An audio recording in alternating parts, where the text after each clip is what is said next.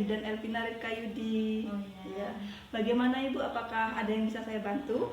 Iya, ini Bu Bidan, saya kan mau melahirkan. Ya. Tetapi kan kemarin saya habis melahirkan sesar. Iya. Sekarang solusinya. Oh, jadi Ibu sekarang hamil dan ingin melahirkan, Iya. tapi bingung mau lahiran normal apa operasi lagi kan? Iya. Dulu pernah operasi, Pernah gitu. operasi, Jadi iya. baik, di sini saya akan memberikan informasi kepada Ibu tentang VBAC. VBAC itu vaginal birth after section. Apakah Ibu pernah mendengar tentang VBAC ini, Bu? Belum, Iya. VBAC ini adalah proses melahirkan per vaginam, lahir normal dari vagina ya Ibu ya, setelah pernah melakukan seksio sesaria atau sudah pernah operasi sesar sebelumnya ya Ibu. Nah, keuntungan dari VBAC ini apa Bu? Yang pertama, angka dari kematian Ibu itu rendah ya. Selanjutnya proses pemulihan lebih cepat, juga bisa menurunkan resiko komplikasi operasi, menurunkan resiko dampak buruk kehamilan berikutnya. Nah, juga bisa rendahnya tingkat kejadian trombosis vena, adanya trombosis pada vena gitu. Terus meningkatkan ikatan antara ibu dan anak gitu. Oke. Nah, faktor-faktor yang mempengaruhi keberhasilan dari VBAC ini, vaginal birth after section ini, apa saja faktor yang mempengaruhi keberhasilannya? Yang pertama, riwayat persalinan normal sebelum SC.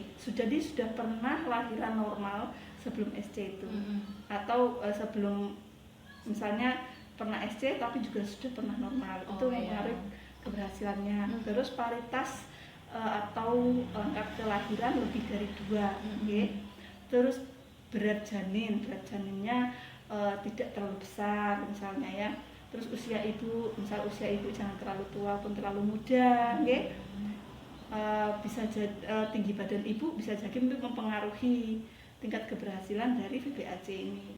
Tinggi badan itu mempengaruhi nanti ke panggulnya itu sempit apa enggak gitu. Lalu jarak dari kehamilan yang lalu, diharapkan lebih dari 2 tahun, oke? Nah,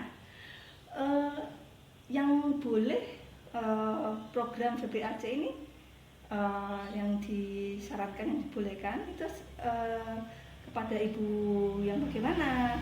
Yang pertama yaitu pada ibu yang memang tulang panggulnya ukurannya besar, ya. Dibuktikan dengan apa? Dibuktikan dengan tinggi badannya tidak pendek, itu ukuran, supaya tahu ukuran panggulnya besar. Lalu sudah pernah lahir normal, jadi tahu lahir normal dengan berat yang normal, ya. Jadi tahu kalau ukurannya memang tidak sempit, ya.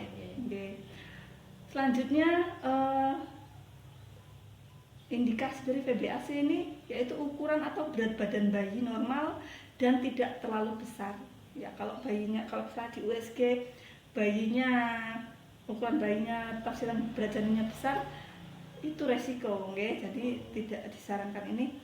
Kalau ini harus ukurannya berat badan bayinya normal atau tidak terlalu besar. Nah, selanjutnya posisi bayi di dalam kandungan harus kepala normal, gitu. Terus garis sayatan operasi itu ada di bawah dan melintang, dan letaknya itu rendah, melintang atau horizontal, bukan naik gitu ya.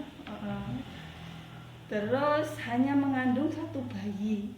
Jadi kalau kembar tidak disarankan untuk VBAC ini, gitu. Kalau bayinya 1 boleh, gitu. Terus tidak memiliki kondisi kronis yang dapat membuat proses melahirkan normal itu beresiko, misalnya darah tinggi dan lain sebagainya, gitu. Terus belum pernah operasi berat pada rahim, jadi sebelumnya belum pernah operasi lain selain seksio sesaria. Yang saya lanjutkan ya Ibu ya. Lalu apa sih yang tidak boleh dilakukan VBAC ini? tidak boleh pada ibu seperti apa, keadaan seperti apa. Yang pertama yaitu pada yang memiliki berat badan berlebihan atau mengalami obesitas. Sebenarnya ibu yang berat badannya berlebih, jadi tidak disarankan untuk melakukan BPAC ini.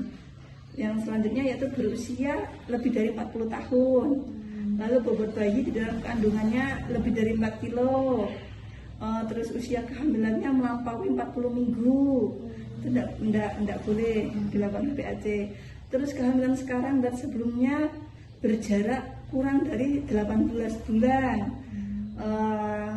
Lalu punya gangguan seperti preeklamsi atau tekanan darah tinggi selama kehamilan. Saya dulu pernah mengalami preeklamsi atau sekarang sedang darah tinggi, jadi tidak boleh dilakukan BPAC ini, Ibu. Lalu pernah melakukan persalinan sesar dengan sayatan rahim yang vertikal, bukan melintang, vertikal, itu tidak boleh, nggak boleh tidak diperbolehkan untuk BPAC ini.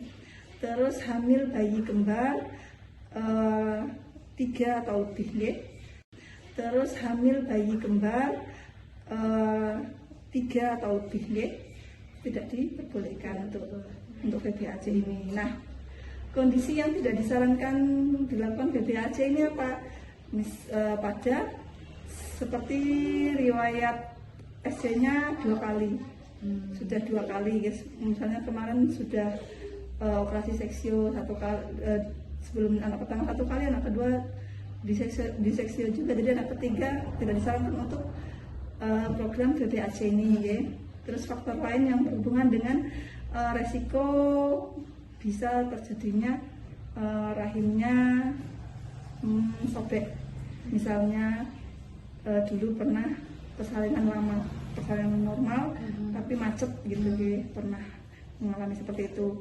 Lalu kegagalan melahirkan secara spontan dengan sempurna. Terus pernah dilakukan operasi pengangkatan rahim, operasi besar, hysterektomi, Nah, apa saja yang bisa kita lakukan untuk mempersiapkan BPAC ini? Yang pertama yaitu tentunya harus memutuskan bahwa memang sudah siap untuk dilakukan BPAC, program BPAC, memutuskan sudah benar-benar memutuskan program BPAC, melahirkan secara normal, Nah, selanjutnya gimana? Selanjutnya tentukan siapa penolong persalinan ibu. Di sini penolong harus sesuai dengan kebutuhan ibu. Harus, misalnya kalau sudah pernah operasi, ya bisa ke tenaga kesehatan, ke dokter ataupun bidan, Nah, lalu tempat persalinannya juga harus disesuaikan dengan kondisi ibu. Pendamping persalinannya siapa? Siapkan, suami yang kerja, ya harus disiapkan. Kalau misalnya suaminya nggak bisa, harus ada orang tua yang mewakili atau siapapun yang bisa memutuskan kalau misalnya ada hal-hal yang tidak terduga, Terus persiapan donor darah harus disiapkan. Transportasi ke tempat persalinan juga harus disiapkan, terutama juga biaya persalinan jangan lupa, pengambilan keputusan utama maupun alternatif itu harus ada. Karena siapa yang ibu mau melahirkan harus ada orang yang mampu memutuskan ini mau gimana. Kalau misalnya diajak rembukan sama tenaga kesehatannya. Dan jangan lupa perlengkapan ibu dan bayi, Sampai di sini ibu apakah ibu sudah mengerti? Apakah ada pertanyaan ibu? Nggak ada, ya. Baik ibu, terima kasih banyak atas waktunya ya ibu, ya. Semoga bermanfaat.